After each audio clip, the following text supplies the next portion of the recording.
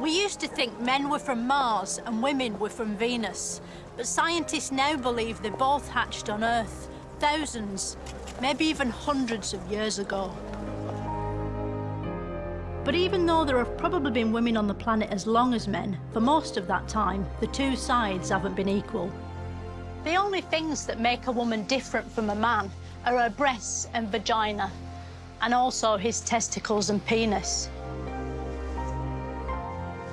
It's easy to see how these fearsome and almighty genitals convinced generations of men that they were superior.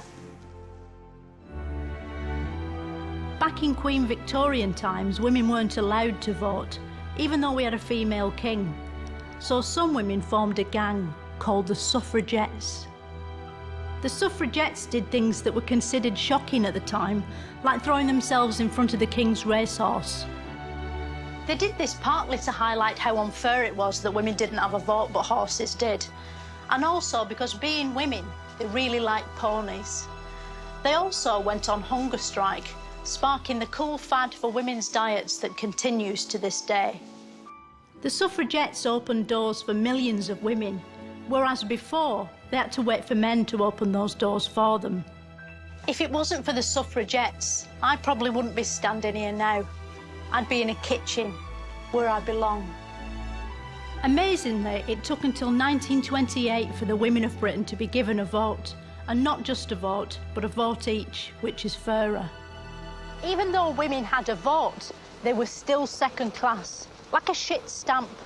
So in the 1960s century, there was a new wave of feminists. Back in old but still in colour times, women were seen as eye candy, which are sweets you eat just by looking at them. Then in 1970, feminists protested at the Miss World show and threw ink bombs at Bob Hope, ruining his chances of winning. Today, shallow beauty contests are unacceptable and women are more visible everywhere, taking important roles in landmark high-quality television programmes like Game of Thrones and True Detective. Despite all that, today a woman's half as likely to earn over £50,000 a year than a man. And to add insult to injury, that money will most likely have a picture of a man on it, because most banknotes don't have women on them, apart from the Queen, who's on all of them.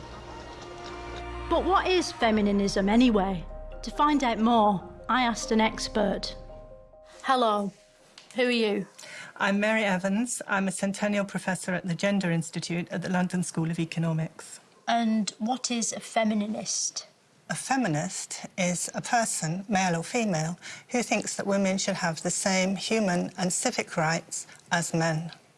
Can a feminist wear makeup? Well, I'm wearing it at the moment, and so I would think that's perfectly possible. But if they found out, they might cast you out, do you think? I'm not sure who would cast me out. I don't think people go around casting people out. If men were women, do you think they'd have been better at doing feminism than we are? I don't think men would be any better than women are at putting forward the feminist case. They're always thinking about sex, aren't they? Like a lot of people, they're thinking about how to pay their mortgages, how to put food on the table. There are lots of questions to fill up everybody's daily lives. Mm. So they're just like us, really, aren't they? They've got their own little personalities. I think they have, and some of those personalities are a lot littler than other personalities, but there's certainly a very, very rich range of them. Yeah. When a feminist looks in the mirror, do they see an equal woman or a better woman? They quite often, like all of us, look for what they want to see, and they look for what they hope to see. You see yourself back to front, don't you, in a mirror? But not upside down. Why is that? Well, hopefully, because that's the way that mirrors are designed. What power's a mirror? Sorry, you're not the mirrors expert, are you? I'm afraid not. How far have we come? Men in vans still whistle at women in the street, though thanks to feminism, the man in the van might be a woman, and the woman they're whistling at might be a Prime Minister. Next time on Moments of Wonder, I'll be asking, why is the world's hair such a weird colour?